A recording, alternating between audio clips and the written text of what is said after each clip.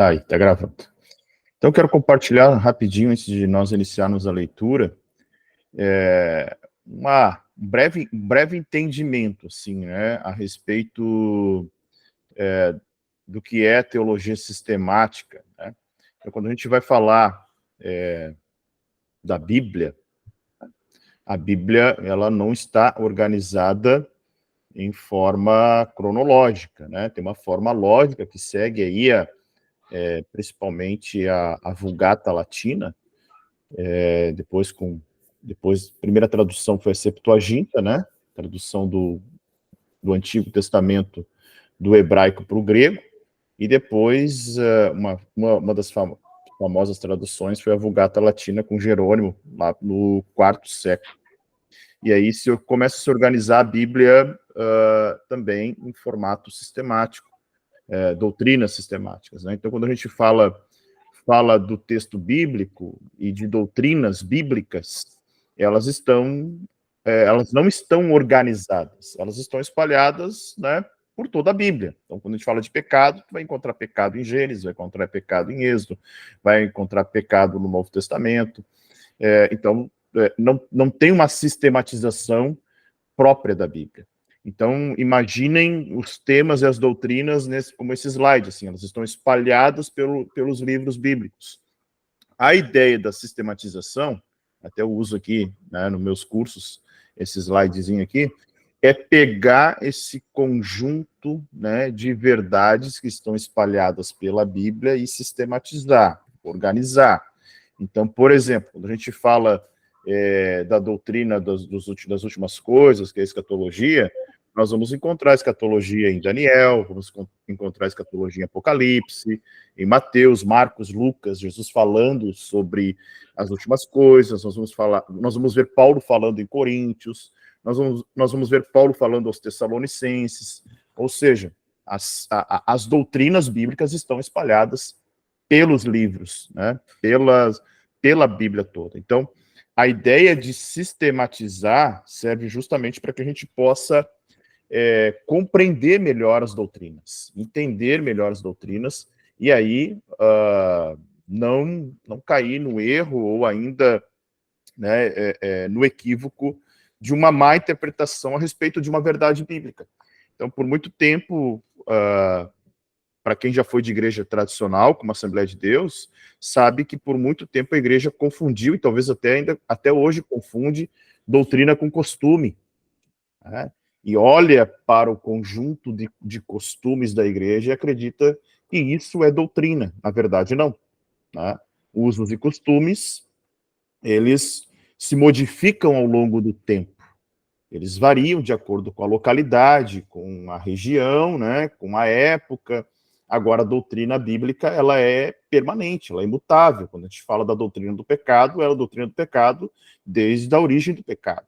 Então, nós não vamos ter aí uma evolução da doutrina do pecado. Podem haver, ao longo dos tempos da história da igreja, interpretações diferentes, que é o que sempre acontece, né? E volta e meia, nós estamos aí vendo grandes debates em torno de diversas doutrinas da Bíblia. Até a gente acha que a doutrina mais discutida no momento é a doutrina da salvação, soteriologia. Na verdade, não. Na verdade, a gente está vendo aí uma relativização de olhar para a palavra e ver se a palavra é inerrante ou não é inerrante, se ela é totalmente inspirada, se ela não é inspirada. Então, há uma evolução muito grande aí de teologia progressista ou liberal, de questionar o texto bíblico na sua espiritualidade, né? Existe um método que surgiu no século XVIII, XIX, chamado histórico crítico, que ele olha para o texto, ele olha para o texto bíblico, desculpa, ele olha para o texto bíblico e ele vai tentar sacar toda a espiritualidade do texto. Né? Os intérpretes e eruditos vão olhar para o texto como se ele fosse um texto qualquer da história da humanidade, né? E isso faz com que a relativização da Bíblia acabe acontecendo, né? Então, se vocês abrirem lá na página deixa eu ver aqui, 21, que é o primeiro capítulo. Deixa eu ver se eu estou certo. Isso, primeiro capítulo. Tá? Tem ali uma introdução, um prefácio, né? A gente não vai abordar o prefácio, tá? Uma coisa muito importante que eu preciso falar para vocês é assim, uma teologia sistemática, como essa aqui, ela é uma teologia sistemática de introdução, ou seja, existem teologias sistemáticas que são muito mais pesadas do que essa, no sentido de conteúdo. O próprio Wayne Grudem, ele tem uma que é exaustiva, que é o dobro, praticamente o dobro. Tem uma nova versão agora que é o dobro desse tamanho aqui. Tem uma do Bavinck, que eu tenho aqui, que é 4 volumes, ou seja, são quase 3.000 páginas. Então, ela é uma teologia sistemática de entrada. Significa que a gente não vai exaurir, né, todo o texto aqui, mas é importante também nós entendermos o seguinte: quando a gente fala de sistematização da doutrina, e a gente não vai encontrar nenhuma teologia sistemática que se adeque 100% àquilo que nós cremos, tá?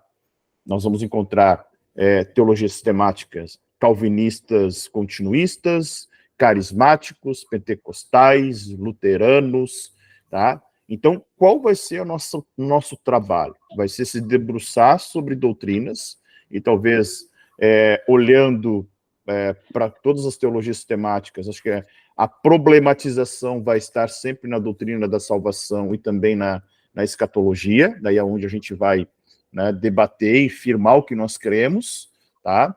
No demais, trindade, pecado, homem, igreja, a gente não vê muita variável assim, né? É claro, umas interpretações mais profundas, outras não, umas mais voltadas confessionalmente, né? Vai pegar aí uma pentecostal da CPAD, por exemplo, ela é uma teologia sistemática totalmente assembleiana, né? Então, ela é arminiana assembleiana, então pré-tribulacionista, dispensacionalista, né? Então, é muito bem firmado de acordo com o credo assembleiano, né? Vai pegar, por exemplo, a teologia sistemática do... deixa eu ver aqui,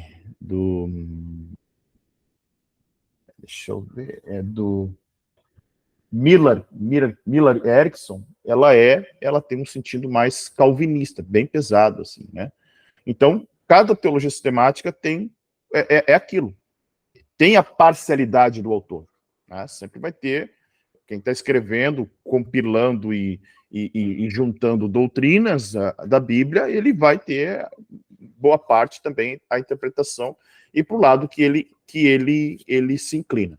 Então, o que eu quero combinar com vocês é o seguinte: a gente vai estudar exaustivamente essa teologia sistemática, por ela ser uma entrada, né? Não estaremos limitados a ela, isso é importante, a gente debater isso, né? Ela é o norte.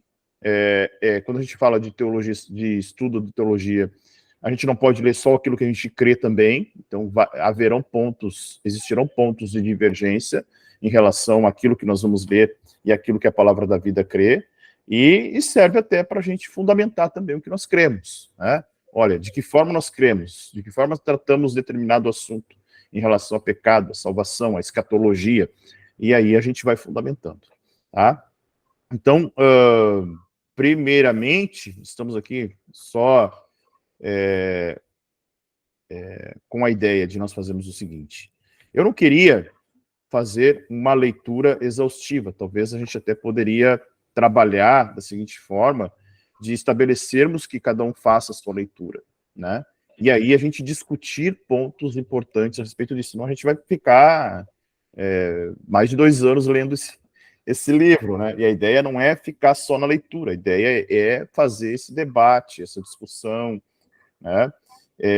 Então, lá na página de número 21, ele vai introduzir o que é teologia sistemática, né? E ali no ponto A, eu acho muito interessante o que ele diz o seguinte: teologia sistemática é qualquer estudo que responda à pergunta: o que a Bíblia, em sua totalidade, ensina-nos atualmente sobre qualquer assunto abordado, tá? Essa definição indica que a teologia sistemática inclui colecionar e entender todas as passagens importantes da Bíblia e resumi-las claramente, de modo que saibamos no que devemos acreditar sobre cada assunto. Então, se vocês... A gente vai voltar, tá? Se vocês pularem lá para a página 40, que é esse primeiro capítulo, ele vai mostrar um pouquinho os termos especiais, né, que a gente usa dentro da teologia sistemática. Ele tem lá apologética, doutrina, ética, teologia, né? E a ideia da teologia sistemática, como nós acabamos de ler aqui, é justamente de olhar para a Bíblia, né, e colecionar aquilo que a gente entende como doutrina, tá? Voltando um pouquinho mais, na página de número 26, a gente já volta para a página de número 21, tá? Na página de número 26, fala justamente das doutrinas que este livro aborda, tá? A doutrina da palavra de Deus, a doutrina de Deus, a doutrina do homem, a doutrina de Cristo, a doutrina de aplicação da redenção, a doutrina da igreja e a doutrina do futuro. É claro que cada uma dessas doutrinas ele vai desdobrar e ele vai avançar de uma forma bem profunda aqui, tá? Então, o que nós vamos ver? Doutrina, tá? Fundamentação bíblica mesmo. O que a Bíblia está falando sobre o homem, sobre a relação Cristo e igreja, sobre Israel e a igreja, né? Onde se encontra Israel? Israel é um outro povo, ou quando o israelita se converte, ele passa a fazer parte do povo de Deus. São posicionamentos como esse que a gente precisa fundamentar e entender. Então, por exemplo, quando eu entendo que Israel, né, é um povo separado da igreja, eu posso estar me posicionando de uma forma dispensacionalista. Agora, quando eu acho que Israel não tem nada a ver, né, eu posso até me posicionar de uma forma amilenista. Então, são questões que muitas vezes a gente... né, e aí? Que lado nós estamos? Porque são questões complexas. E é isso que é doutrina, né? Algumas vão ser mais fáceis de trabalhar, outras um pouco mais complicadas e vai demandar da gente aí um bom trabalho, né?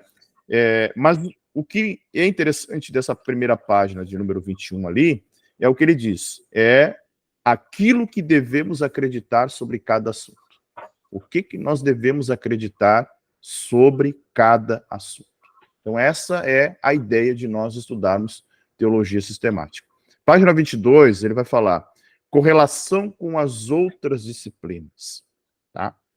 E aí eu destaquei, tá ali no segundo parágrafo, tá, dessa página de número 22, eu fiz o seguinte destaque aqui, e justamente começa com destaque, ele diz assim, este livro também não terá como destaque a ética cristã, embora exista certa coincidência entre o estudo da teologia e o estudo da ética, tá? Tenho procurado manter um enfoque diferente. E aqui eu grifei. O destaque da teologia sistemática está no que Deus quer que nós acreditemos e saibamos, enquanto o destaque da ética cristã reside naquilo que Deus quer que façamos e nas atitudes que Ele quer que cultivemos. Então, uma coisa é aquilo que Deus revelou e Ele quer que nós acreditemos e saibamos, né, as suas verdades que estão expostas na Bíblia, enquanto que o destaque da ética reside naquilo que Deus quer que nós façamos. Então, são coisas, né, que nós precisamos entender. Ele vai avançando ali no mesmo parágrafo. Ética cristã é todo estudo que responde à pergunta: o que Deus exige que façamos e que atitudes ele requer que cultivemos nos dias atuais, em qualquer situação. Por isso, a teologia destaca as ideias, enquanto a ética destaca as situações da vida. O manual de ética, por exemplo, analisará assuntos como casamento, divórcio, pena de morte, guerra, controle de natalidade, aborto, eutanásia, homossexualidade, mentira, discriminação racial, uso de bebidas alcoólicas, o papel do governo, o uso do dinheiro e da propriedade privada, a assistência aos pobres. No entanto, este livro trará sugestões de aplicações da teologia para a vida diária, sempre que essa aplicação for de fácil reconhecimento. Então, a ideia é olhar para a Bíblia e sacar dela as doutrinas, tá? E claro que doutrinas podem ser aplicadas no convívio, na vida, né, no dia a dia. Encerrando esse primeiro ponto que ele fala ali da correlação com as outras disciplinas, aí a gente pode ir debatendo, para ficar melhor, não ficar um monólogo, eu posso destacar o que eu achei interessante, e quem quiser colocar alguma coisa sobre o ponto, abre o microfone e fala, caso contrário, eu passo para o segundo tópico do livro, tá? Uma outra coisa que eu destaquei está na página 23, que ele diz assim, o último parágrafo lá. Por outro lado, a teologia sistemática se concentra na compilação e no resumo do ensino de todas as passagens bíblicas sobre determinado assunto. Por esse motivo, ele utiliza os resultados da teologia bíblica e geralmente se baseia neles. Então, a teologia sistemática pergunta: o que a Bíblia como um todo nos ensina sobre a oração nos dias de hoje? Ela tenta resumir o ensino das Escrituras em uma afirmação breve, compreensível e formulada de um modo bem cuidadoso. Tá? Então, o que o autor está querendo dizer nessa primeira parte é que, sim, a teologia ela se relaciona com outras disciplinas, com a teologia histórica, com a teologia prática, que é a vida, né? É a aplicação da palavra no dia a dia. Tá? Então, por que as pessoas erram? Por que as pessoas pecam muitas vezes? Pecam, né, pela falta de conhecimento do processo salvífico, pecam por não ter intimidade com Deus, pecam por não mortificar a sua carne. Então, a falta de conhecimento, muitas vezes, nos direciona para o erro. Né? Paulo vai dizer sobre isso. Né? Ele fala, né, de um homem que vive sem lei e do homem que vive pela lei. Né? Então, muitas vezes, viver sem uma lei parece atraente. Né? Não tem uma lei, não tem nada que me condene. Mas o homem que vive sem uma lei, ele está desprovido de padrões e de verdades bíblicas que podem fortalecer e fundamentar a fé cristã. Tá? Então, primeiramente, acho que esse é o ponto mais interessante que ele fala em relação à correlação com outras disciplinas. Tá? Alguém quer comentar alguma coisa nesse primeiro tópico?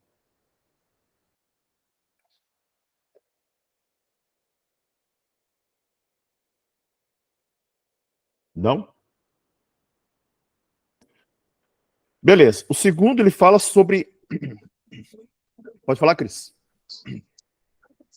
Esse primeiro ali que foi falado de teologia sistemática, né? Que tem teologia bíblica, teologia do Novo Testamento e teologia do Antigo Testamento. Cara, e as três são elas. eu até abordo, eu vou fazer um negócio aqui, tá? Deixa eu apresentar para vocês aqui. Eu até abordo no meu curso um negócio até mais profundo, quer ver? Deixa eu mostrar para vocês aqui. Eu costumo dividir a teologia em duas áreas, né? Não sou eu que divido a teologia da revelação geral e especial, tá? Ou seja, revelação geral é Deus se revelando pela criação, Deus se revelando pela consciência do homem, Deus se revelando pela história. A revelação especial é Deus se revelando pela palavra e Deus se revelando pela pessoa de Jesus Cristo, tá? Aí sim, dentro da revelação geral, a gente poderia trabalhar o que a gente chama de teologia geral. Aí entra uma teologia natural, que seria essa teologia que discute design inteligente, terra velha, terra jovem, né, olha para a criação. Né, é a teologia natural que tenta conciliar ciência com teologia, sabe? E aí entra nessa teologia geral uma teologia conjuntural que o homem tem criado. Tá? Teologia da libertação, que é aquela do Leonardo Boff, né? Uma teologia totalmente vinculada aí com a esfera social, né? Com a pobreza, esquerda. Né? A teologia feminista, a gente, olha, como assim teologia feminista? Né? Tem uma teologia violenta aí. Até eu estava acompanhando agora, lendo hoje de manhã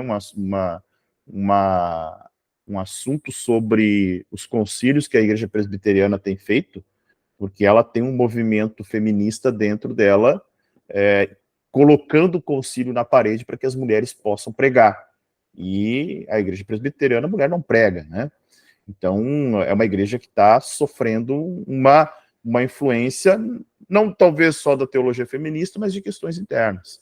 Teologia negra, né, a gente já está vendo aí que existe um movimento de olhar a Bíblia no viés racial, e tem até, né, teologia queer, que é a teologia que olha aí para pessoas que possuem outras opções sexuais em relação à sua natureza. Tá? Na teologia especial, a gente tem várias. A gente tem a teologia dogmática, que está focado nas crenças denominacionais das igrejas. Nós temos a teologia apologética, que é uma teologia de defesa da fé. Tem uma teologia moral, que a gente poderia dizer assim, olhando para as verdades bíblicas, junto com uma teologia prática e aplicando isso na vida, né? Uma teologia histórica, a ideia já diz, olha para a história. E aí, dois pontos importantes, que pelo que a gente vai estudar aqui, algumas dessas teologias nós vamos enxergar aqui, que é a teologia histórica, né, a história da igreja. Então, depois do primeiro século da era cristã, com os apóstolos, houve um movimento chamado patrística, né, que foram os pais da igreja. Foram os primeiros presbíteros, os primeiros bispos, que discutiram se Jesus era filho de Deus ou era filho, se Maria era mãe de Deus ou mãe de Cristo, se discutiram a Trindade, discutiram os temas que hoje já estão bem fundamentados, né? Então isso foi um embate muito forte nos primeiros 3 séculos da igreja. A teologia bíblica, que é o sentido de olhar para o texto bíblico, por exemplo, o que significa o livro de Levítico? Né? Por que ele está na Bíblia? O livro de Levítico ele tem um papel de padronizar o culto no tabernáculo, no deserto, né? Então essa era a ideia. Então essa é uma teologia bíblica. A teologia sistemática é a de nós olharmos para a Bíblia e aí identificarmos as doutrinas que estão espalhadas de Gênesis a Apocalipse. Ok? Bom, outro ponto importante é a aplicação à vida, que é o segundo tópico ali, né? Ali na página de número 24, eu achei interessante que ele define o seguinte, ó. Definir a teologia sistemática como aquela que inclui o que a Bíblia como um todo nos ensina nos dias atuais. Tá? Eu gosto muito da frase do Billy Graham, né? A Bíblia ela é mais atual do que o jornal de amanhã. Então, poxa, embora muita gente possa achar, é um texto antigo, retrógrado, não. A Bíblia, né, e aí quando se conhece a Bíblia, você vai ver que as matanças, as guerras, né, tudo tinha um significado e muitas vezes nem era Deus autorizando, né? Eram os próprios homens que faziam as suas guerras ali também, e isso é o retrato da natureza caída do homem. Então ele vai dizer que o que a Bíblia como um todo nos ensina nos dias atuais indica que a aplicação para a vida é parte necessária da busca adequada da teologia sistemática.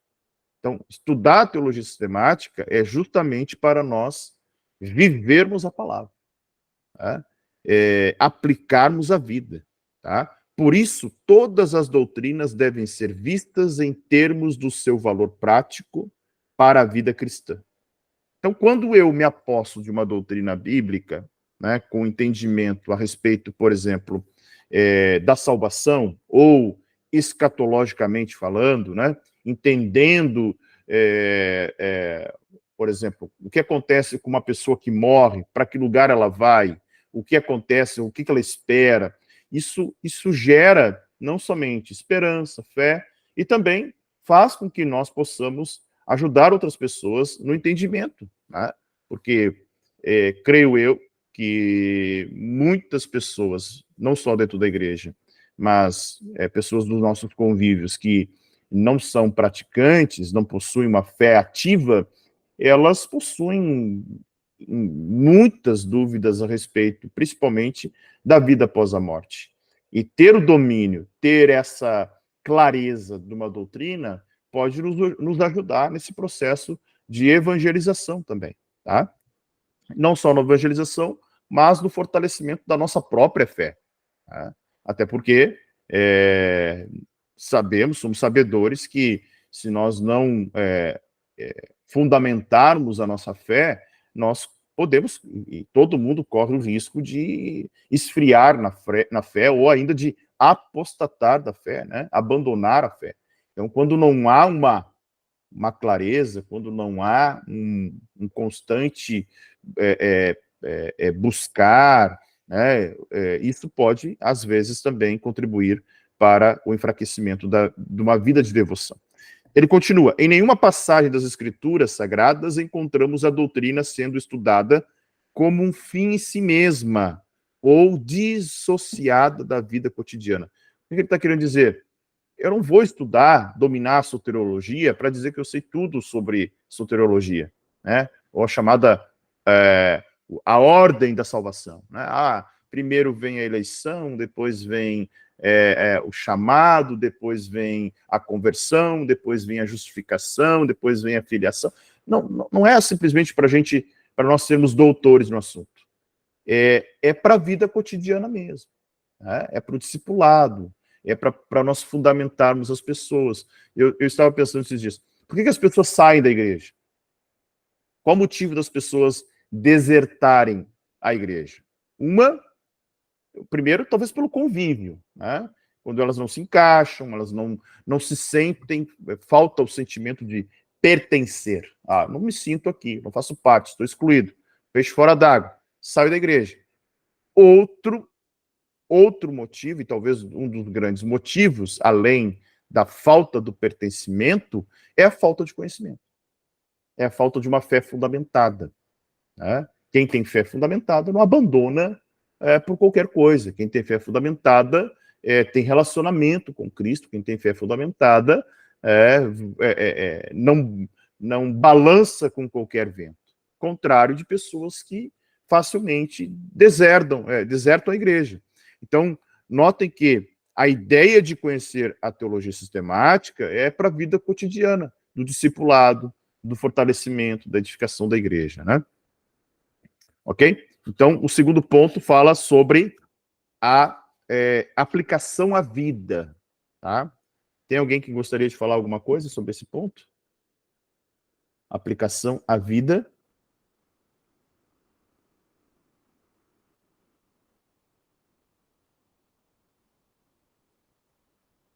Não?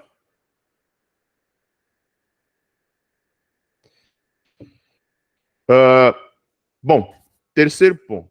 Teologia sistemática e teologia desorganizada. Aqui é interessante porque esse primeiro capítulo é uma introdução, para a gente entender, ele não está falando de doutrina ainda, né? Ele vai falar na primeira parte, depois, lá na página,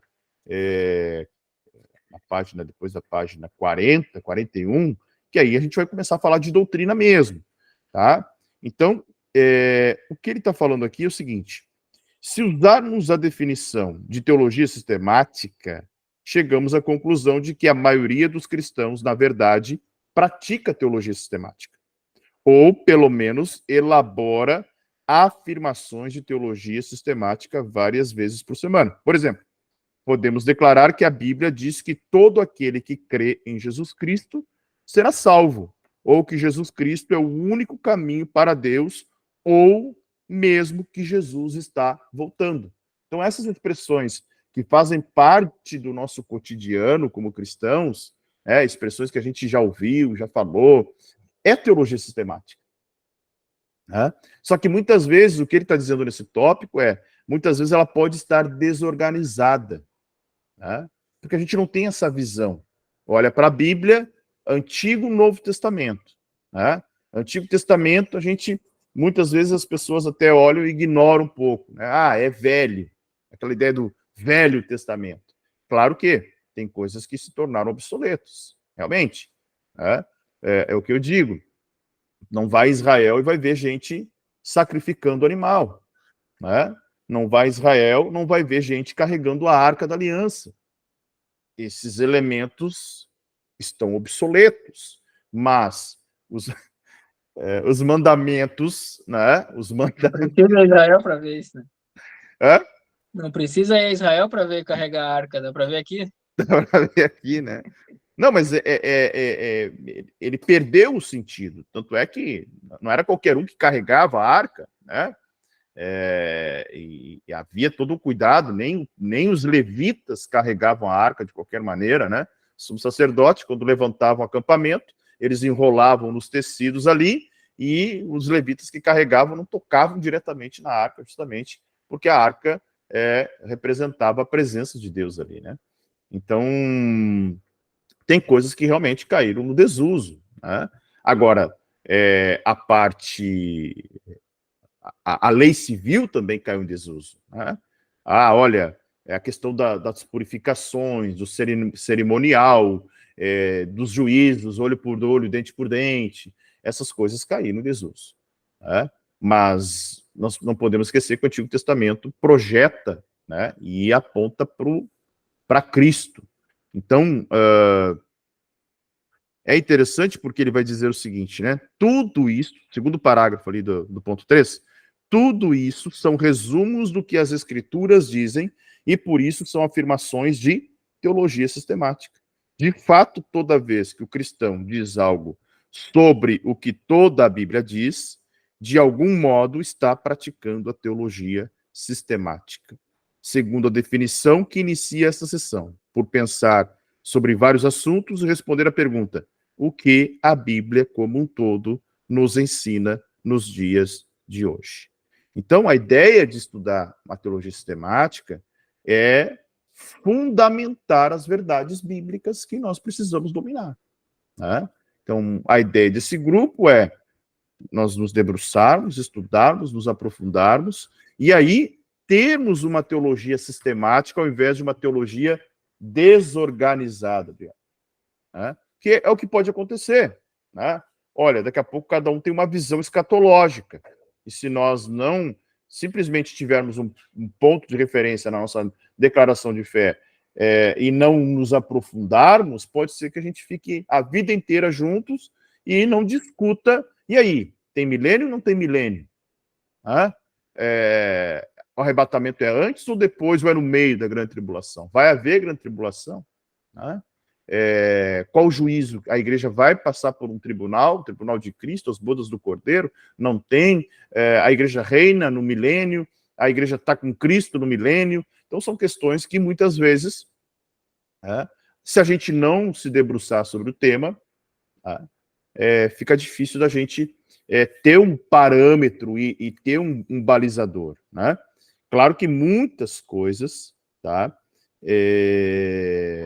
Muitas coisas a gente chama de doutrinas secundárias. Tem as doutrinas primárias e doutrinas secundárias. Então, quando a gente fala da palavra de Deus, crer que a Bíblia é inspirada por Deus, totalmente inspirada, ou seja, que de Gênesis a Apocalipse ela é a palavra de Deus, é um ponto fundamental para o cristianismo. Tá? É um ponto fundamental. Crer que Jesus nasceu de uma concepção virginal é fundamental para o cristianismo. Crer que Jesus morreu e ressuscitou é um ponto fundamental para o cristianismo. Agora, se Jesus vem antes ou depois, é uma doutrina secundária. Até que, se fosse tão simples assim, não teriam tantas escolas de interpretação e todo mundo batendo cabeça aí se Jesus vem antes ou se vem depois, se tem milênio ou se não tem milênio. Tá? Não é um texto simples. Nós precisamos nos debruçar, olha, para que lado estamos indo? Ah, eu creio assim, eu creio desse jeito, por que tu crê assim? Tá? Então a gente precisa ter esse trabalho em algumas doutrinas que vão ser um trabalho um pouquinho mais árduos, né? Isso é organizar a teologia, não ter uma teologia desorganizada. Né? Uma teologia desorganizada, daqui a pouco cada um está pensando de um jeito. Né? Cada um tá vivendo de um jeito, e aí a gente pode correr o risco de cada um pregar de um jeito. Né? E aí a gente implode a igreja, porque o pessoal não vai saber, né? Aí vamos ser uma igreja de Corinto, eu sou de Paulo, eu sou de Pedro, eu sou de Apolo, né? Porque eu creio no arrebatamento antes, então eu vou ser do fulano, eu creio depois, eu vou ser do ciclano. Então são coisas que a gente acaba, né, tendo que convergir para um modelo mais organizado. E aí ele vai colocar, né, é bem interessante que ele faz aqui na página de número 25, ele diz o seguinte, ó, onde é que está aqui? Ele fala assim, primeiro na página 24, final da página 24, ele diz que a diferença da teologia sistemática, né, então, de que modo esse livro é diferente desse tipo de teologia sistemática, que todos os cristãos praticam? Ela é diferente, pelo menos, em 3 aspectos. Em primeiro lugar, o livro analisa os assuntos bíblicos de um modo cuidadosamente organizado. E é isso que a gente vai fazer. Analisar as doutrinas, os assuntos bíblicos de um modo cuidadosamente organizado. Tá ali na página 24. Na página 25, ele vai dizer, a segunda diferença é o modo pela qual a maioria dos cristãos pratica teologia sistemática é que ele aborda os assuntos com muito mais detalhe do que a maioria dos cristãos costuma abordar. É o que eu estava falando anteriormente. A gente pode ficar na superficialidade, ou a gente pode se aprofundar. É claro que aprofundar-se em doutrinas dá trabalho, né? Tempo, nós estamos aqui e, né, vamos ter uma longa jornada juntos aí, discutindo doutrina bíblica. Então, nós podemos simplesmente ficar olhando para os 13 tópicos que tem lá na declaração de fé e não aprofundar. Ou fazer um trabalho de olhar detalhadamente e dizer o seguinte, olha, nós cremos nos dons? Sim. E de que forma eles se manifestam? Né? De que forma os dons são distribuídos?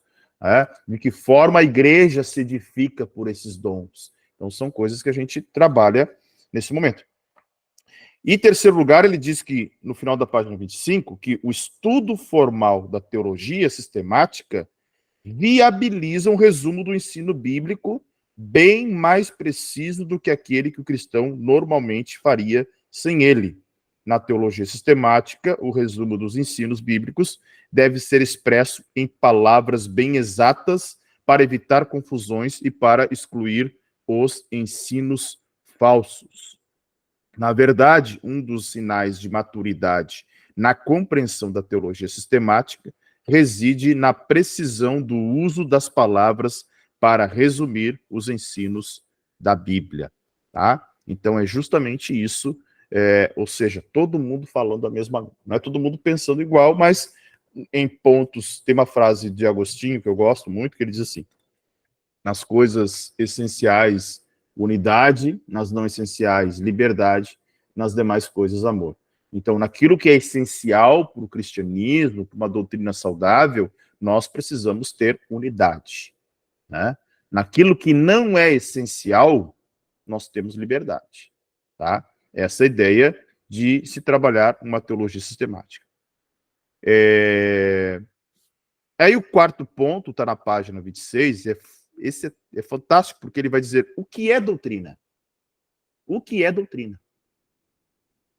Ele vai dizer, a palavra doutrina será entendida como todo o conteúdo que a Bíblia toda nos ensina nos dias de hoje sobre algum assunto em particular.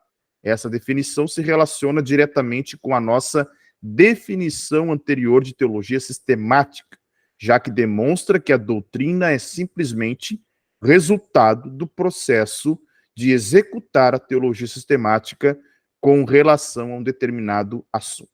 Então, a doutrina é o produto da teologia sistemática. Tá? Então, quando eu sistematizo a teologia dentro da Bíblia, saltarão, né, as doutrinas. E as doutrinas, elas são imutáveis, porque elas, né, fazem parte desse grande compêndio que é a teologia sistemática. Então, não há novas doutrinas, não há modificação de doutrina. Como eu digo, podem haver novas interpretações a respeito de uma determinada doutrina, né, que, em grande parte, na história da igreja, já foi discutida e já foi abordada, ou já foi até identificada como heresia, como verdade. Então, as coisas não são novas assim, né? Nós vamos ver coisas que estão acontecendo agora, sendo discutidas lá nos primeiros séculos da igreja. Então, é natural essas coisas retornarem, tá? E aí ele vai dizer, né, a forma como essa doutrina está estruturada. Tá? Nós já lemos ali, né, as 7 principais divisões que essa doutrina sistemática está dividida. Se vocês adquirirem outras sistemáticas, pode acontecer de sistematizadores se deterem mais sobre uma doutrina ou outra, tá? Tem teologia sistemática, por exemplo, que não aborda escatologia. Tá? Tem outras que o sistematizador tenta abordar todas as doutrinas. Daí vai muito do propósito da teologia sistemática, tá? Então, tem 7 grandes grupos que ele vai desdobrar, tá? Salvação está aqui dentro de Cristo, pecado está dentro da doutrina do homem. Então, são desdobramentos de grandes doutrinas. E aí ele vai dizer, ó, lá na página 27, dentro de cada uma dessas categorias principais foram incluídos muitos ensinos mais específicos. Geralmente eles seguem um desses critérios. Trata-se das doutrinas mais destacadas nas Escrituras. Segundo, trata-se de doutrinas que têm sido consideradas fundamentais por toda a história da Igreja e têm sido importantes para todos os cristãos de todos os tempos. E trata-se de doutrinas que se tornaram importantes para os cristãos na situação atual da história da Igreja. Tá? E aí ele vai citar, olha, alguns exemplos. Doutrina da inerrância das Escrituras, doutrina do batismo no Espírito Santo, doutrina de Satanás, dos demônios, a qual se refere particularmente à batalha espiritual, a doutrina dos dons espirituais na época do Novo Testamento e a doutrina da criação do ser humano como macho e fêmea, quanto ao entendimento dos papéis adequados para o homem e para a mulher nos dias de hoje. Então, olha só a importância da doutrina para a igreja, a importância da teologia sistemática para a igreja. Se nós não temos uma teologia bem estabelecida, a gente pode titubear aí numa doutrina em relação aos papéis, né? Eu sei que muitos aqui já viveram modelos de igreja onde as mulheres eram pastoras, mas a gente hoje nós temos um posicionamento, embora nós não estamos à caça, né? Sempre digo isso, e sempre respeitamos a eclesiologia de outras igrejas. A igreja fulana de tal tem um pastora. Tem bem, não estou aqui para dizer que ela não é pastora, mas nós não temos. Né? Primeiro, por não achar base bíblica. E segundo, por entender que em todos os textos do Novo Testamento, o Senhor, alguém pode dizer, mas isso era para o tempo, as mulheres não eram nem contadas, né? Mas não, nós não vamos ver mulheres à frente da igreja, governando a igreja, tá? Elas poderiam auxiliar, muitas mulheres fizeram grandes papéis, mulheres no ministério de Jesus, né? Áquila sempre levava a saudação com o nome de Priscila junto, mas nós não vemos uma mulher na frente de uma igreja, tá? Então, esse é um modelo, né? Não significa que as mulheres não possam ensinar, não significa que as mulheres não possam pregar, nada disso.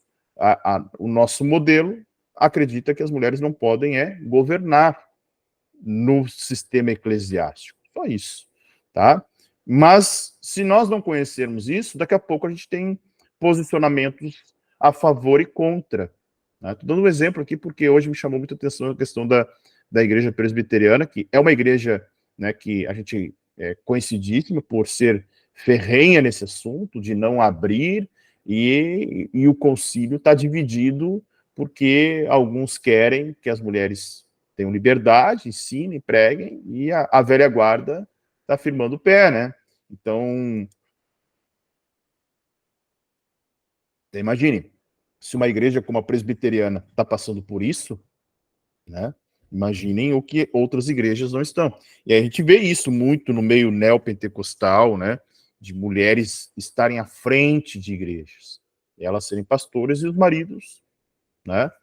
Os maridos estão, digamos assim, quase que ocultos nesse processo, tá? Claro.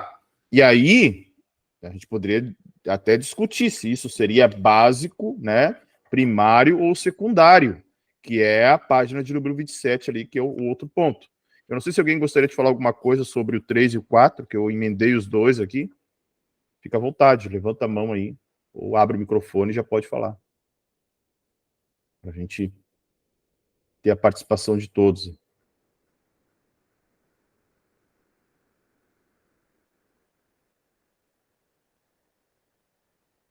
Fala, Cristian. O que a gente está falando aqui, para destacar, né, da importância, como é esse tema agora é introdução, né, para saber o porquê precisa ter a teologia sistemática, né, é que realmente ela vai consolidar e vai trazer firmeza nessas questões que todos nós temos que estar preparados, né, para responder, porque muitas vezes acontece, né, e vou dar um exemplo, quando a gente começa na fé, aí a gente sempre é instruído, o que tu não sabe, tu vai lá e pergunta para o teu pastor, né? E só que chega um ponto hoje que nós hoje temos essa responsabilidade de saber responder, né? De não, peraí, que essa aí eu não sei, eu vou perguntar para o meu pastor, né?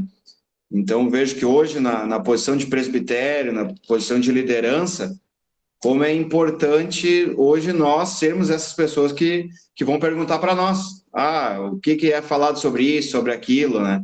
Então, até dentro do Ministério da Palavra da Vida, né? Exatamente. Como é importante a gente estar bem, ter certeza, né? Dentro do que nós queremos ali, para poder dar as respostas certas, né? Exatamente. É o que eu tenho dito. E nós precisamos nos preparar para o crescimento. Tá? Não é que crescimento é uma meta, mas crescimento é algo que acontece natural. Né? O crescimento saudável, ele é orgânico. As pessoas têm interesse, buscam, procuram. Né? É claro que, devido ao modelo de evangelho que já foi muito propagado, muitas vezes elas procuram, né, talvez aquele evangelho de acomodação, de aceitação, né? E isso pode fazer com que elas não permaneçam. Cabe a nós, né, fazermos a nossa parte de anunciar a verdade e acolher, e aí se a pessoa estiver aberta para o processo, ela permanece. Mas isso está muito claro para mim. Se nós desejamos crescer, e a igreja vai crescer, nós precisamos ter pastores preparados, presbitérios preparados para esse crescimento. Né? Então, como nós vamos nos preparar? Conhecendo. Não tem outro meio. Né? Ou melhor, aí o crescimento tem que ser graça e conhecimento, né? Ou seja, a graça aí é a busca individual que cada um tem que ter da sua vida de devoção. Conhecimento a gente pode fazer em conjunto e se debruçar como a gente tem feito aqui, né? O senhor comentou, só uma observação. Claro. O senhor comentou ali antes a respeito da doutrina da teologia da igreja, né? Isso é muito palpável, assim. Participei muito de escola bíblica na Assembleia, curso teológico da Assembleia, e tudo é voltado para a igreja, entendeu? Para o que a igreja acredita. Então vai ter um curso de teologia, ele vai ir até a página 2, entendeu? Porque a partir da página 3 começa a entrar em conflito com o que a igreja acredita, então não se discute. Uhum. Aí né, vai para aquilo que se chama de doutrina, que na verdade é o costume. Então foca mais nisso do que em entender a palavra. Exato. Entendeu? Então, na verdade, a gente passa anos refém disso, achando que isso é o ensino, né? E É, muitas vezes a gente está aprendendo só sobre a igreja e não sobre a palavra. exato. E o único jeito é conhecendo realmente o que é doutrina e se debruçando sobre ela. Porque se nós pegarmos ali, poxa, não sei se vocês já deram uma olhada, mas pega a doutrina sobre Cristo, sobre o homem, cara, é uma profundidade muito grande que tem que parar, tem que entender, né, trindade, né? Vai falar lá sobre a criação, vai falar sobre, o que mais tem aqui? Pecado, né? Vai falar sobre ressurreição, expiação. Poxa, cara, é um ponto fundamental para que a gente fundamente a nossa fé, né? E aí, gerar discípulos maduros passa por esse conhecimento, por esse domínio, né? Mais alguém?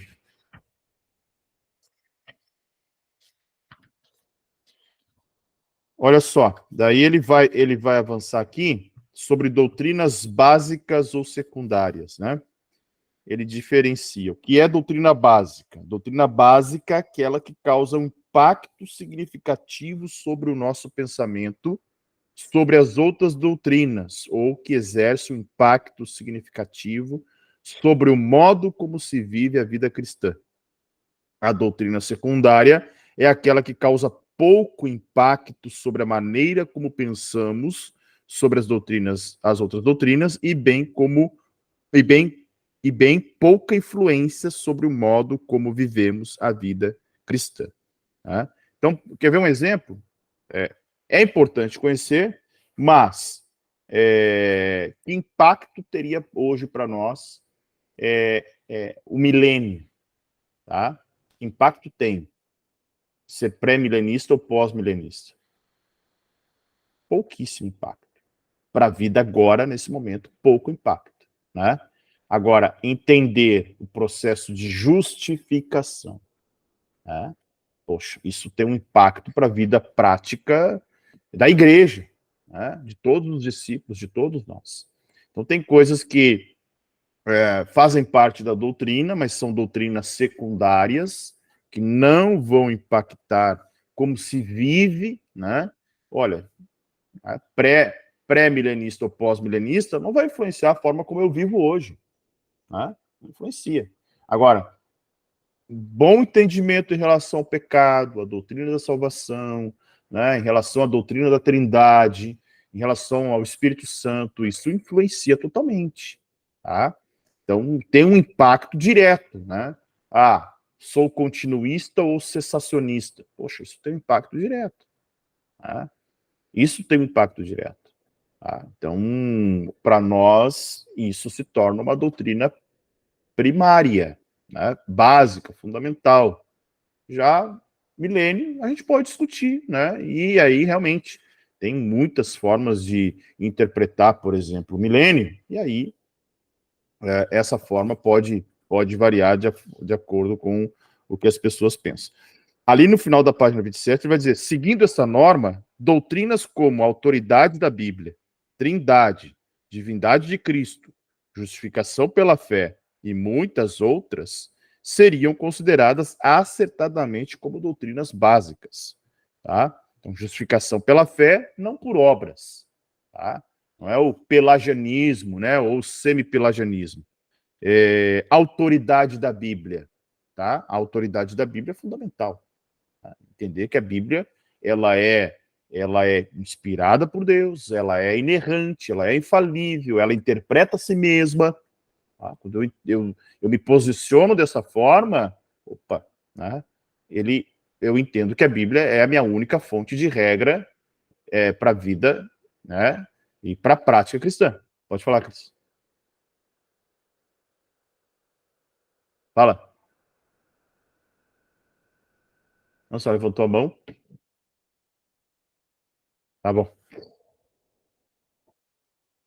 E aí ele vai dizer, as pessoas que discordam do entendimento histórico evangélico de qualquer, página 28, de qualquer uma dessas doutrinas, terão áreas amplas de conflito com os cristãos que afirmam essas doutrinas. Em compensação, entendo que as divergências sobre a forma de governo da igreja, por exemplo, poxa, ordena ou não ordena pastora, tá? Sobre alguns detalhes da ceia, ou sobre a cronologia da grande tribulação, consistem em doutrinas secundárias, tá? A gente tem que se posicionar, óbvio, temos que ter uma doutrina clara, óbvio, mas elas são secundárias, tá? Elas são secundárias, elas não vão influenciar na nossa vida cristã, tá? Ele vai dizer, os cristãos que discordam dessas práticas podem concordar em praticamente todas as outras áreas de doutrina, podendo ter uma vida cristã sem muita diferença, além de ter uma comunhão verdadeira uns com os outros, tá? E aí ele termina essa primeira parte, que ele chama de ponto A, aqui, né, que é a definição da teologia sistemática. Na página 28, ele tem as premissas básicas, que então, a gente tem que partir de premissas básicas, ou seja, a Bíblia é verdadeira, tá? E, de fato, é o nosso único padrão absoluto da verdade. Tá? É isso que diferencia uma igreja cristã de uma seita. Tá? Quando a gente coloca a experiência, ou outro livro, ou o dogma da igreja, ou o credo da igreja, no mesmo nível das escrituras, nós estamos tirando a autoridade das escrituras. Então, a Bíblia está acima das confissões de fé, a Bíblia está acima dos credos, a Bíblia está acima da nossa experiência, né, individual ou coletiva, a Bíblia está acima da nossa eclesiologia. Tá? Então, ele parte disso aqui. E, segundo ponto, né, o Deus mencionado na Bíblia existe, certo? Então, é o entendimento de que, poxa, como é que eu vou me aproximar das doutrinas bíblicas sem ter essas duas premissas, tá? E aí, o ponto C, ele elenca, né, 2 benefícios porque os cristãos devem estudar, porque devem estudar teologia. Primeiro, uma razão básica, né, que está na página 29, é a razão mais importante para estudar a teologia sistemática, é o fato de que ela nos capacita a obedecer ao mandamento de Jesus. Olha só que coisa interessante, tá? O ID está atrelado à razão básica para o estudo da teologia, tá? Ele diz, é o fato de que ela nos capacita a obedecer ao mandamento de Jesus, ensinar aqueles que creem a obedecer tudo que ele mandou. Tá? Tanto que Jesus começa, Mateus 5, né, o seu ministério depois da tentação, ele começa ensinando no Sermão do Monte. Mateus está escrevendo, dizendo assim, o povo sentou ali, né, na grama, na relva, e ele passou a ensinar. Mateus encerra o próprio evangelho dizendo que Jesus comissiona os discípulos e ainda diz, ensinem a guardar tudo que tem ordenado, tá? Então, a ideia de estudar, por que nós devemos estudar, de auxiliar nesse processo, né, de obedecer aos mandamentos e de ensinar outras pessoas a obedecer os mandamentos da Bíblia, tá? Os mandamentos do Senhor. E aí, na página 30, ele vai falar do outro ponto por que os cristãos devem estudar teologia. O benefício para a nossa vida, né? Ele diz, em primeiro lugar, estudar teologia nos ajuda a corrigir nossas ideias equivocadas. Então, se debruçar, né, de forma a estudar teologia, dissipa as nuvens, né, ideias equivocadas. E vai acontecer. Né? Daqui a pouco, uma mistura pensa assim, de várias ideias e teologias, neopentecostalismo, né, visão apostólica, um monte de coisa, isso não traz clareza. né? No que cremos. Imagina, né? Passa por um neopentecostalismo, passa por uma igreja mais pentecostal, né? Daqui a pouco mais pentecostal como Assembleia, passa por uma igreja, né, modelo apostólico. Aí a gente, bom, o que eu estou crendo? Né? O que eu creio? Né? É uma miscelânea, porque realmente cada uma, embora muitas vezes, acho que o Felipe disse, né? O povo acaba não tendo acesso, né, acaba não enxergando e não vendo a profundidade dessas doutrinas, mas quando vê, né, se complica. Daí ele diz, devido à presença do pecado em nosso coração e ao nosso conhecimento parcial da Bíblia, todos nós, de vez em quando, resistimos ou nos recusamos a aceitar alguns ensinos das Escrituras. Então é natural, né? Ter um conhecimento, por mais superficial que seja, e resistir o desenvolvimento e resistir o ensino. Por isso que, nesse processo, a coisa mais importante que todos nós precisamos ter aqui é o coração ensinável, porque daqui a pouco nós nos depararemos com algumas verdades que podem conflitar com aquilo que nós cremos. Tá? E vai acontecer. Tá? Então, a gente não está aqui para fazer um debate teológico, nós estamos aqui para chegar a uma convergência em relação àquilo que a igreja crê.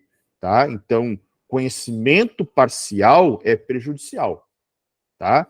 Segundo lugar, o estudo da teologia sistemática nos capacita a tomar decisões mais acertadas no futuro sobre as novas questões doutrinárias que surgirem. E estão surgindo. Tá? Eu até falei esses dias numa escola de fundamentos, né? A gente já teve culto ali, talvez nem todos perceberam, e eu ouvi depois também, né? Poxa, tinha ali uma lésbica, tinha ali, daqui a pouco, um homossexual, daqui a pouco pode chegar alguém ali trans, e aí? Como reagir? Como receber? Como enfrentar essas situações que se tornarão cada vez mais corriqueiras no ambiente eclesiástico, né? Talvez nós, por ser uma cidade pequena, nem tanto, mas pega igrejas em São Paulo, Rio, isso aí é cotidiano deles. É cotidiano deles. De ter lá transexual no culto adorando. E aí, cara? Como é que vai trabalhar com isso? Como é que a igreja vai reagir? Como nós vamos nos deparar? Como vamos enfrentar? Então, tem coisas que, tendo uma boa teologia firmada, estruturada, consolidada, nos prepara para desafios que a gente nem sabe que vai enfrentar ainda. Né? Segundo lugar, tá. E a terceira razão, que está lá na página 31, é que a teologia sistemática nos ajudará a crescer como cristãos. Quanto mais conhecemos sobre Deus, sobre a sua palavra, sobre a sua revelação com o mundo e com a humanidade, mais confiaremos nele, mais o louvaremos e lhe obedeceremos com maior disposição. Então, a ideia de estudar, né, teologia, porque está também nesse crescimento, nessa maturidade que a teologia é capaz de fazer na vida daquele que estuda. Certo? Algum ponto aí, gente? Alguma colocação? Não. Letra D, página 31. Como os cristãos devem estudar teologia? Né? E aí ele diz, devemos estudar teologia sistemática com oração, ou seja, tudo que nós fazemos nós devemos começar com oração. Né?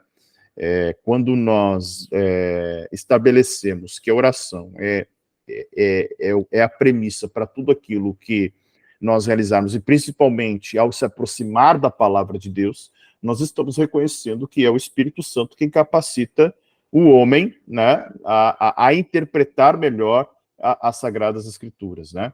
Então, nós devemos buscar em fazer uma leitura da Bíblia sem oração, sem abrir o coração, sem buscar esse entendimento, talvez a gente vai ter um conhecimento sobre o texto, mas perderemos ali a capacidade de entender as Escrituras pelo direcionamento do próprio Espírito Santo.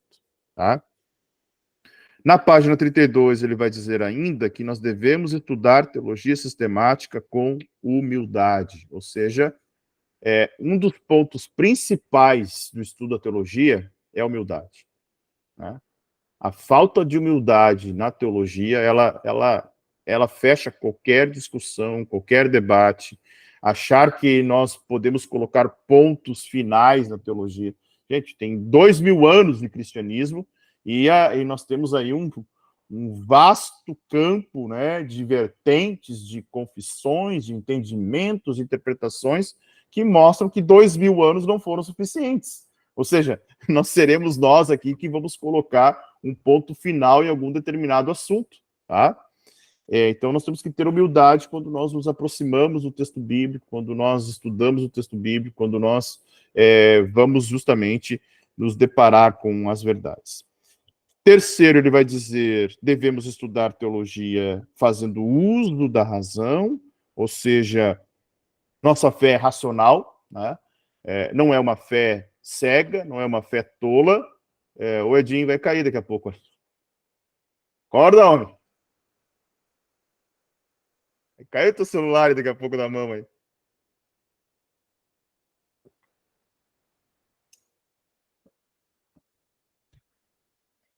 Então a fé não é cega, né, gente? Ela é racional. O que Paulo vai dizer, né? Ela é uma fé racional. Ela é uma fé que pensa. Não é uma fé burra, não é uma fé desprovida de entendimento, ela é uma fé racional, então a gente faz uso da razão, tá? Então aquilo que a gente sempre diz, olha, principalmente quando fala de ciência, de algumas coisas, né?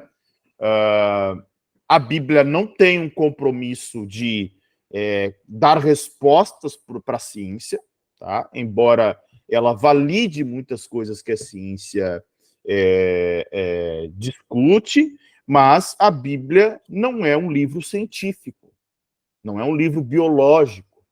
A Bíblia é um livro, né, que é a revelação de Deus, é a palavra de Deus e é aquilo que Deus escolheu revelar ao homem. Então tem coisas na ciência que estão obscuras. Né? Pegar o exemplo. A Terra tem milhões de anos ou ela tem 10 mil anos? Cara, se a gente olhar para o texto bíblico e fazer uma cronologia, né? E aí nós vamos chegar a 8, 9, 10 mil anos no máximo. E aí está a ciência dizendo que a Terra tem milhões de anos. Quem está certo? Né? Aí tem o modelo da Terra jovem, da Terra, tem os criacionistas que acreditam na Terra velha, ou seja, que creem que mesmo que Deus tenha criado a Terra tenha milhões de anos. Tem os criacionistas, e se segurem, né? Evolucionistas, que entendem que Deus criou, mas a criação avançou progressivamente, tá? Então a fé faz uso da razão. A fé faz pensar. O estudo da teologia tem que fazer eu pensar também. Lá na página 35 vai falar o seguinte: devemos estudar teologia sistemática com auxílio de outras pessoas. É o que nós estamos fazendo aqui. Né? Vamos auxiliar uns aos outros, vamos compreender as verdades bíblicas, vamos fundamentar a fé uns dos outros. Eu não sou dono da verdade, vocês também não. Nós estamos vamos usar um manual aí que vai nos auxiliar nesse processo, né? Mas principalmente, né, debatendo, descrutinando aquilo que a gente conhece, conversando e aprofundando, nós vamos conhecer mais facilmente. Ele usa um outro motivo também, que é o 5, que nós devemos estudar teologia sistemática, reunindo e entendendo todas as passagens importantes das Escrituras sobre qualquer assunto.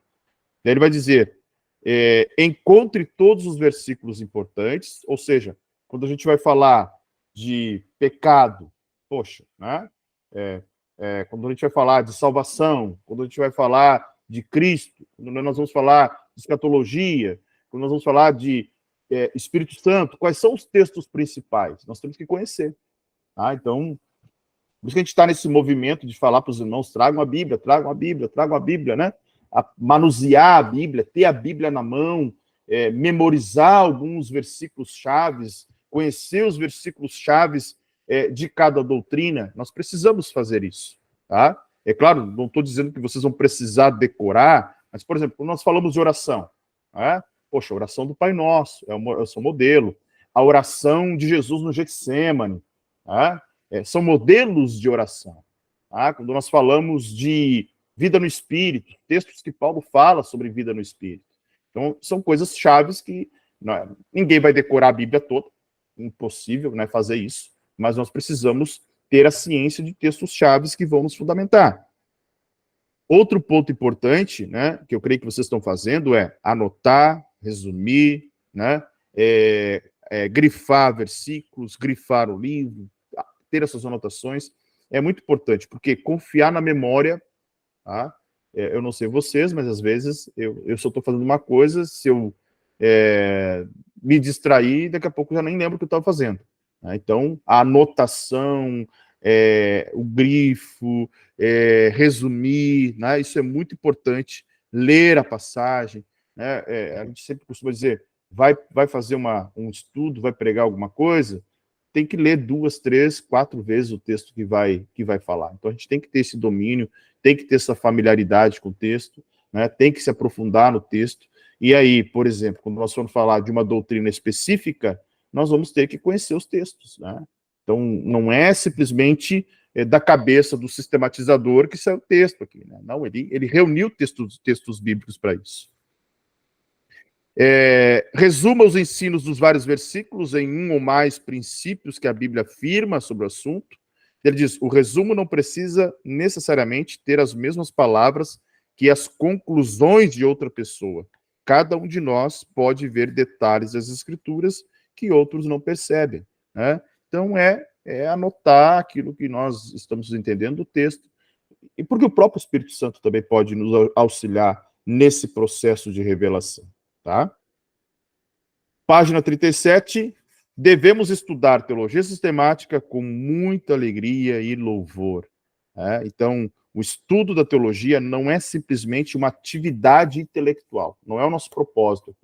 Nós não estamos aqui simplesmente para dizer, poxa, olha, o presbitério da igreja, Palavra da Vida, né, se debruçou sobre uma teologia sistemática e não é só por isso.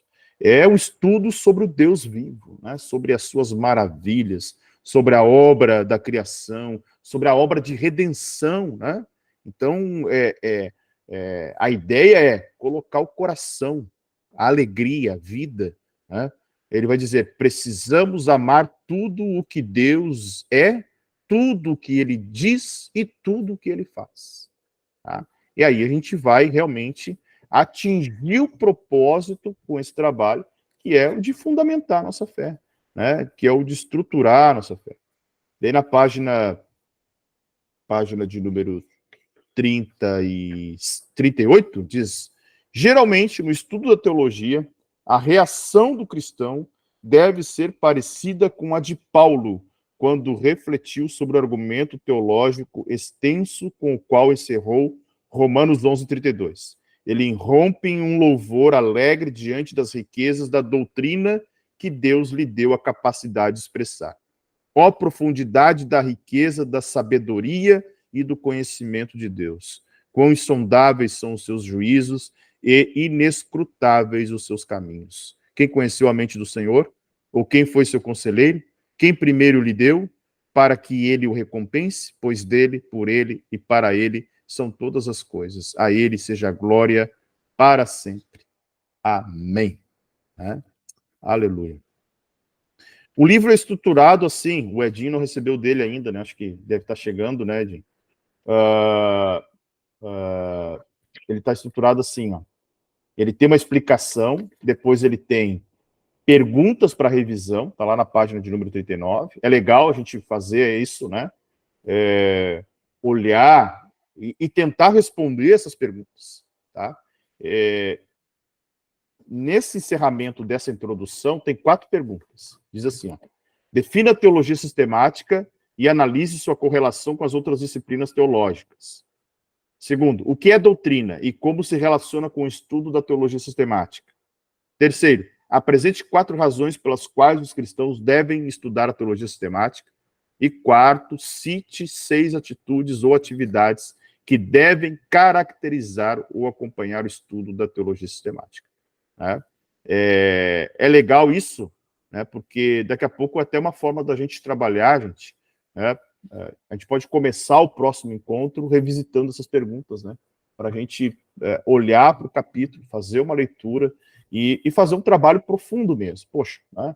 O que é doutrina? A gente pode abrir e cada um, né? Aquele que desejar responder uma pergunta.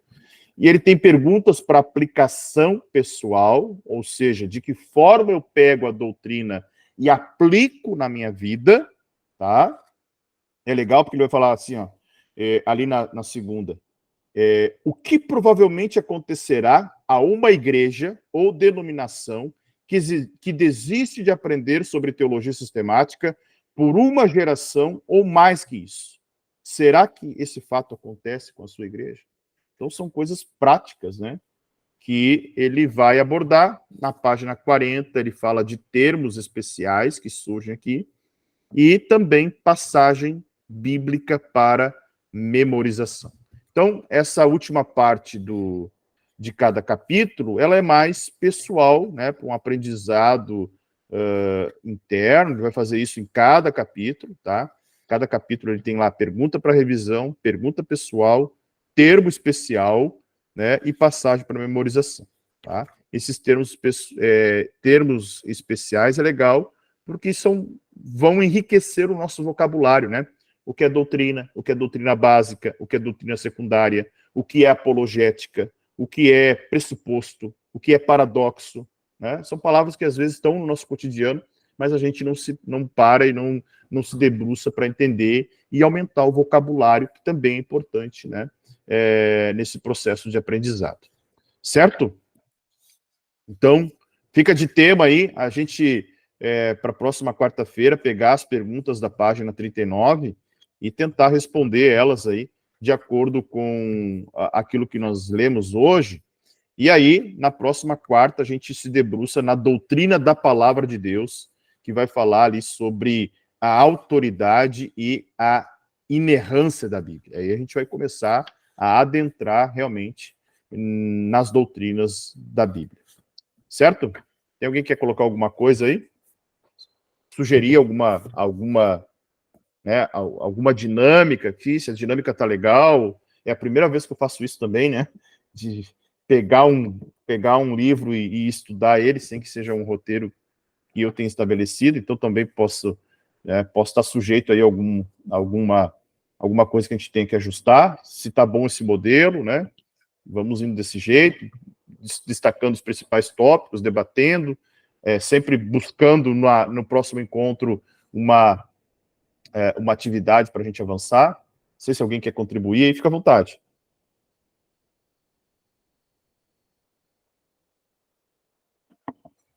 Não? Pode falar. 1 minuto. Temos 1 minuto.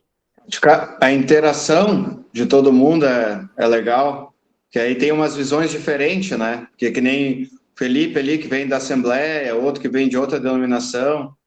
Aí, conforme tiver os temas, assim, cada um puder interagir com a sua experiência, né? Ótimo, acho que é isso aí. E aí, às vezes, que a gente vai aprendendo, né? Que nem eu não cresci numa Assembleia. Então, aí, conforme surge o tema, quem cresceu ali vai falando como é, o que aconteceu. Algumas coisas eu sei por outros, né? Por terceiros. Mas das experiências de cada um, assim. Não que nós seremos uma assembleia, tá? Não. Fala, Felipe. Não, o pastor estava falando ali a respeito de por que as pessoas saem, né? Eu acho que também uma forma de olhar o estudo é entender por que as pessoas vêm, né? Por que elas se achegam até a igreja, ou por qual motivo elas virão à igreja, entendeu? Muitos talvez tenham a mesma experiência que a gente, ter passado por outras igrejas, quem sabe, e não ter se fundamentado tanto. Também tem aqueles que vêm com uma outra expectativa em relação à igreja, né? De ter, quem sabe, uma relação de troca, algum tipo de benefício, e eu acho que a igreja, desde esse momento, tem que meio que dar real para a pessoa aí, sabe? Desde quem recebe até quem conduz, né? Para ter essa distinção mesmo. Olha, aqui é diferente.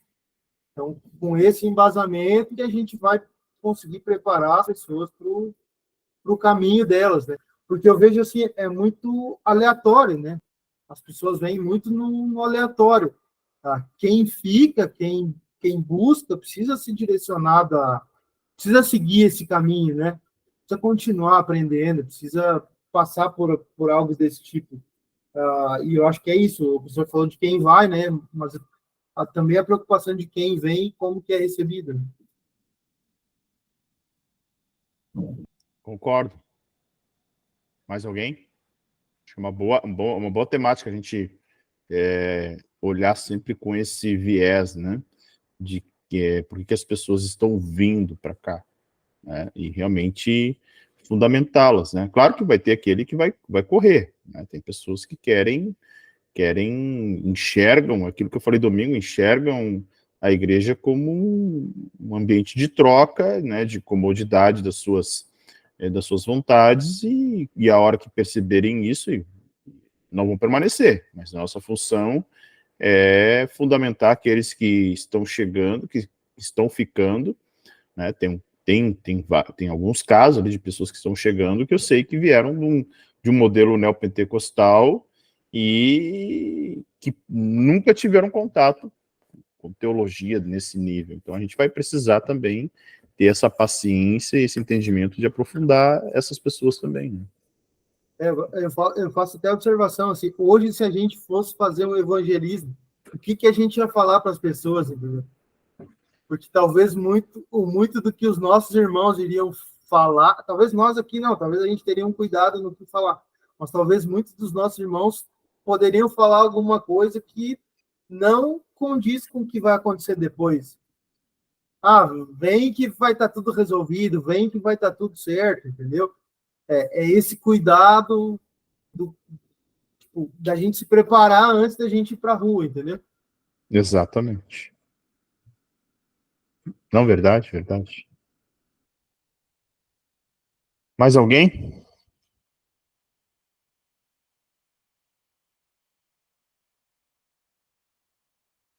Não? Tá bem. Vamos ficar só eu falando aí.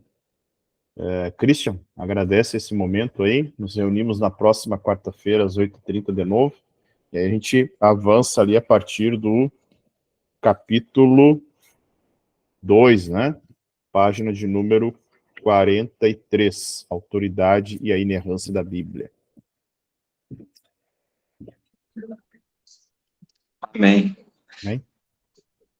Senhor, nosso Deus, nosso Pai, obrigado por esse tempo, que nós possamos, Senhor, ter o nosso coração cada vez mais inclinado para a Tua Palavra, nós possamos nos fortalecer, crescer, Senhor, em Ti, que o Senhor nos dê a graça necessária para poder compreender a Tua Palavra, para poder firmar ela mais e mais em nós, para que possamos aplicá-la primeiramente na nossa vida e que possamos ser instrumentos para que possamos ir e fazer discípulos, Senhor, de uma maneira sólida, de uma maneira eficaz, de uma maneira orgânica, de uma maneira, Senhor, onde os frutos eles venham a aparecer, Senhor, através do discipulado, através de tudo aquilo que o Senhor tem para fazer, Deus, sobre as nossas vidas como ministério, e por isso te pedimos, Senhor, a Tua graça e a Tua capacidade, Senhor.